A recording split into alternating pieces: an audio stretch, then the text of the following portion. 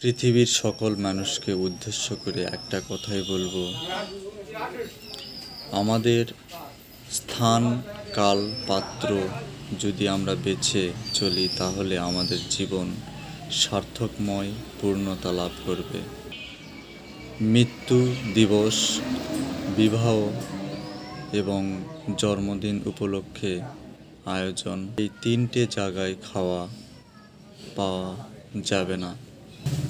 যে ব্যক্তি বিবাহ, জন্মদিন, অন্নপ্রাশন এবং মৃত্যু দিবস এগুলো পালন করে, সে কোন টাকা ইনকাম করে আনছে সেই টাকা দিয়ে যদি ভোগ লাগায় বা শ্রাদ্ধ শান্তি করে, সেই খাবার খেলে সেই অন্নের মধ্যে পাপ ঢুকে গিয়ে আমাদের ক্ষতি হবে।